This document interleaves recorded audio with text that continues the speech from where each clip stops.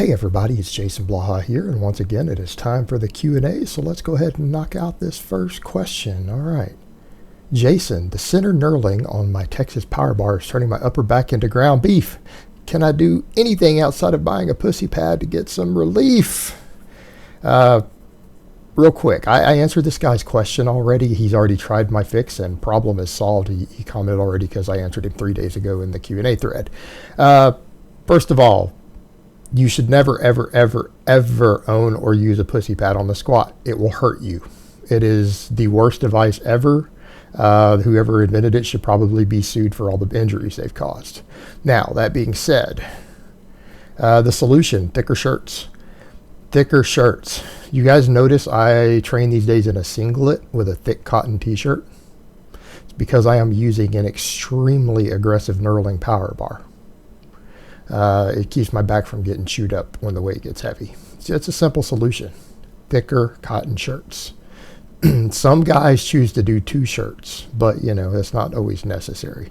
Your back will toughen up a little bit over time and you'll build a callus, but that might be a temporary solution. And like I said, wearing the singlet almost creates a second shirt also. And it kind of lifts it up in the area outside the knurling so that I have the smooth can dig in a little deeper before the knurling hits because it's got 2 layers of cloth to get through. So just a little easy tip there. All right, next question.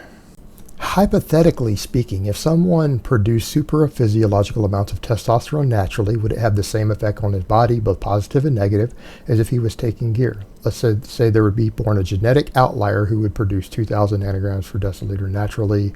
Would he have an easier time building muscle, but at the same time have health risks such as higher bad cholesterol, more chance of cardiovascular disease, etc., just like a gear user?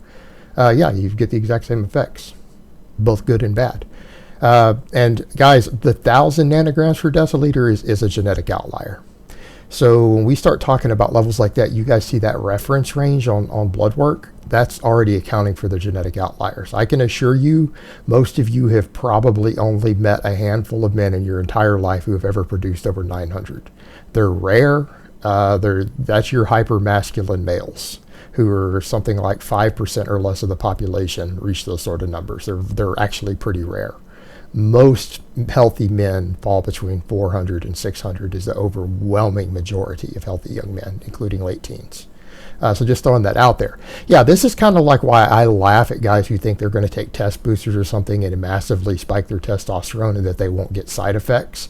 The side effects from using these substances have to do with the elevated blood levels of the substance. It has nothing to do with the fact that it's synthetic, other than the fact that it shuts down your production. Now, if shutting down your normal production is the side effect you're worried about, then this wouldn't happen, obviously. But every other negative side effect will occur. The effects on your blood pressure, the effects on your red blood cell count, the effects on your cholesterol, the effects on your prostate, the effects on your acne, your skin, all of that stuff would actually occur in someone who is an overproducer like that. They would get all those same negative effects. Your body doesn't care where the testosterone came from. It only knows that it's there. And yeah, they would gain muscle too. This guy would easily gain muscle. He would be like on the equivalent of a small cycle his entire life. So he would definitely carry 20 pounds more muscle than any other natural walking the face of the earth just by training. Easily. In fact, he would probably grow muscle without training. He would probably be bigger by the time he was 18 years old than the average guy who's been lifting weights for 2 years if he just sat around doing no training. And it is what it is.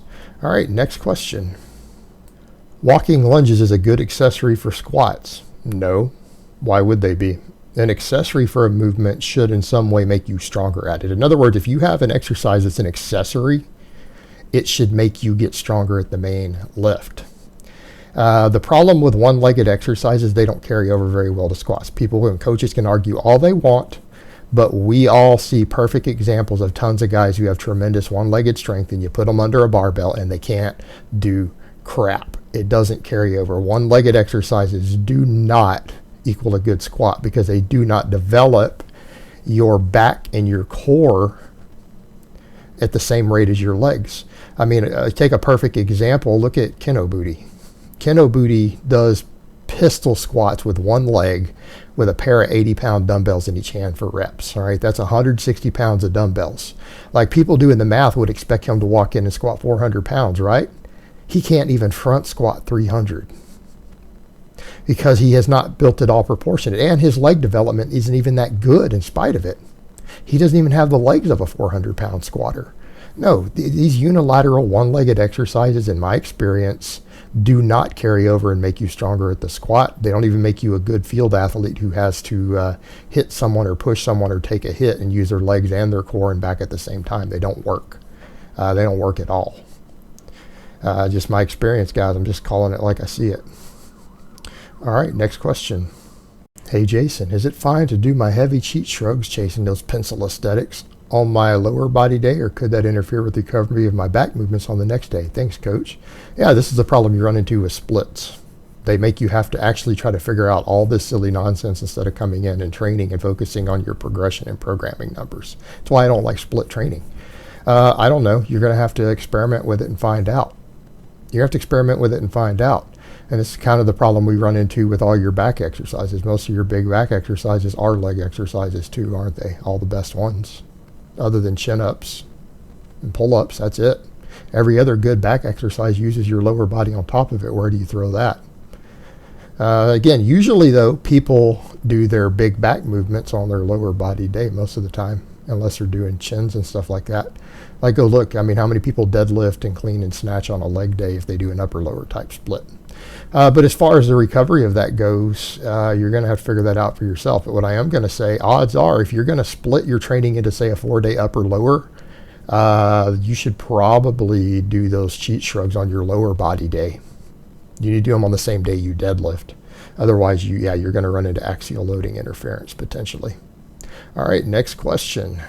Hello, Jason. Do you think it's possible to gain even a little bit of strength on a calorie deficit of about half a pound per week, being at 14% body fat? Thanks. If you were higher, absolutely. Absolutely. 14% is relatively lean. That's athletically lean. At 14%, you should have very visible abdominals. Like 14% is what most people walking around who are new to this and have never actually seen real body fat testing think is 9% or 10%. Right? The average person who lifts, who's never seen DEXA scan data or any of that, actually thinks someone who's 14% is about 10% body fat when they look at them. So 14% is relatively lean. I'm going to say it's going to be much, much harder if you're losing a whole half pound every week. You could trim it down to losing a pound a month, maybe a pound and a half a month, and I think you could still see reasonable strength gains depending on how advanced you are. Now, if you're fairly new, like let's say you're a 400 deadlifter and a 300-pound squatter still, and you haven't fully built a solid base, you're still barely out of your novice phase, you could probably make decent strength gains doing that. But if you're a little more advanced, no, you're going to need to slow it down even more than that. And that's fine. Remember, slow cutting is better. Unless you're peaking for a photo shoot or some bodybuilding show or whatever, there's no need to lose weight fast. The slower you lose it, the more muscle you keep, the more potential you have to gain muscle and strength while doing it, and the easier it is to keep the body fat off. Don't worry about slow cutting. It's not really a problem for you. It really isn't the problem that people make it out to be. Don't get impatient, particularly if you have performance goals. Take your time with it. All right, next question. Hi, Jason. If you've been ill for a month or two, not just a flu, but a serious illness has kept you away from the weights and you've lost significant size and strength to the point to where you're way back to novice numbers, what's your advice on getting back into it? Novice programs 5x5 or easing your way back up? Thanks. If you've been out of the gym for a month or two due to illness, you will have enough muscle memory accumulated that you can make noob gains again. Run a novice type progression. And what people need to understand, guys, a novice program versus an intermediate versus an advanced program, you guys need to understand the difference is generally the amount of progression, like how quickly you progress. If you use linear progression or not. If you're a novice, you can use linear progression. Well, if you've lost 5 pounds of muscle mass over a month or two while in bed sick, your muscle memory is going to make you be able to adapt again like a novice. The same thing for guys who go on gear their first time. They're a noob again. They can make noob gains immediately. If you've detrained, you can make noob gains immediately. Run a novice style progression. It doesn't mean you need to run a 5x5. It doesn't mean you need to run a novice program per se, but it does mean that you need to run some sort of linear progression program rather than start periodizing your stuff too much, unless you run maybe a linear periodization. But yeah, you need to be concerned with increasing weight on the bar every single time you go to the gym, because you will be physically able to do so, just like a noob again. It's not going to last long. It might only last 6 weeks, but milk it out for those 6 weeks and regain everything that you lost. You'll get it all back that way faster. It's the fastest way to do it. All right, guys, but that's really all I have to say on that today. I hope it's been informative, and I will talk to you guys next time in part 2.